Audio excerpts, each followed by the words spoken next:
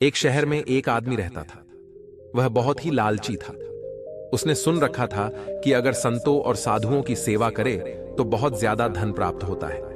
यह सोचकर उसने साधु संतों की सेवा करनी प्रारंभ कर दी। एक बार उसके घर बड़े ही चमत्कारी संत आए। उन्होंने उसकी सेवा से प्रसन्न होकर उसे 4 दिए दिए और कहा, इनमें से एक दिया जला लेना और पूरब दिशा की ओर चले जाना।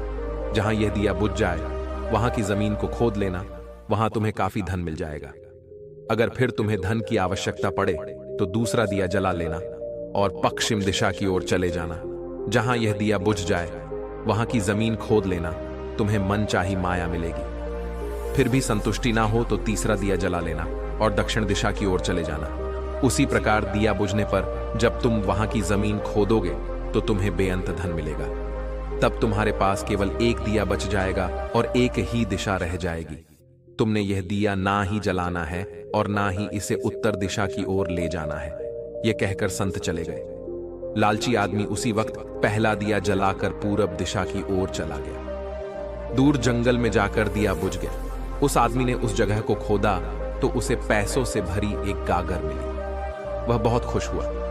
उसने सोचा कि इस गागर को फिलहाल यही रहने देता हूं, फिर कभी ले जाऊंगा। पहले मुझे जल्दी ही पश्चिम दिशा वाला धन देख लेना चाहिए। यह सोचकर उसने दूसरे दिन दूसरा दिया जलाया और पश्चिम दिशा की ओर चल पड़ा।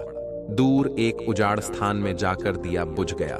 वहां उस आदमी ने जब जमीन खोदी तो उसे सोने की मोहरों से भरा एक घड़ा मिला।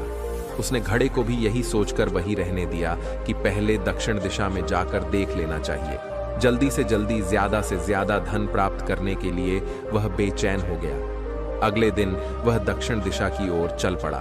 दिया एक मैदान में जाकर बुझ गया। उसने वहां की जमीन खोदी तो उसे हीरे मोतियों से भरी 2 पेटियां मिली। वह आदमी अब बहुत खुश था। तब वह सोचने लगा, अगर इन तीनों दिशाओं में इतना धन पड़ा है तो चौथी दिशा में इनसे भी ज्यादा धन होगा। फिर उसके मन में ख्याल आया कि संत ने उसे चौथी दिशा की ओर जाने के लिए मन किया है। दूसरे ही पल उसके मन ने कहा, हो सकता है उत्तर दिशा की दौलत संत अपने लिए रखना चाहते हो। मुझे जल्दी से जल्दी उस पर भी कब्जा कर लेना चाहिए। ज्यादा से ज्यादा धन प्राप्त करने की लालच ने उसे संतों के वचनों को दोबारा सोचने ही नहीं दिया।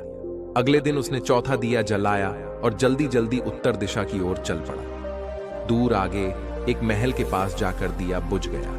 महल का दरवाजा बंद था। उसने दरवाजे को धकेला तो दरवाजा खुल गया। वह बहुत खुश हुआ। उसने मन ही मन में सोचा कि यह महल उसके लिए ही है। वह अब तीनों दिशाओं की दौलत को भी यही ले आकर रखेगा और ऐश करेगा। वह आदमी महल के एक एक कमरे में गया। कोई कमरा हीरे मोतियों से भरा हुआ था। किसी कमरे में सोने के कीमती आभूषण भरे पड़े थे। इसी प्रकार अन्य कमरे भी बेअंत धन से भरे हुए थे। वह आदमी चकाचौंध होता जाता और अपने भाग्य को शाबाशी देता। वह जरा और आगे बढ़ा तो उसे एक कमरे में चक्की चलने की आवाज सुनाई दी। वह उस कमरे में दाखिल हुआ तो उसने देखा कि एक बूढ़ा आदमी चक्की चला रहा है। लालची आदमी ने बूढ़े से कहा कि तू यहां कैसे पहुंचा? बूढ़े ने कहा, ऐसा करिए जरा चक्की चला, मैं सांस लेकर तुझे बताता हूं। लालची आदमी ने चक्की चलानी प्रारंभ कर दी। बूढ़ा चक्की से हट जाने पर ऊंची ऊंची हंसने लगा। लालची आदमी उसकी ओर हैरानी से देखने लगा। वह चक्की बंद ही करने लगा था कि बूढ़े ने खबरदार करते हुए कहा, ना ना, चक्की चलानी बंद ना कर। फिर बूढ़े ने कहा, यह महल अब तेरा है, परंतु यह उतनी देर तक खड़ा रहेगा जितनी देर तक तू चक्की चलाता रहेगा। अगर चक्की चलनी बंद हो गई तो महल गिर जाएगा और तू भी इसके नीचे दब कर मर जाएगा। कुछ समय रुककर बूढ़ा फिर कहने लगा, मैंने भी तेरी ही तरह लालच करके संतों की बात नहीं मानी थी और मेरी सारी जवानी इस चक्की को चलाते हुए बीत गई।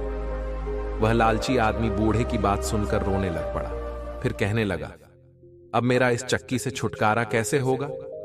बूढ़े ने कहा, जब तक मेरे और तेरे जैसा कोई आदमी लालच में अंधा होकर यहां नहीं आएगा तब तक तू इस चक्की से छुटकारा नहीं पा सकेगा।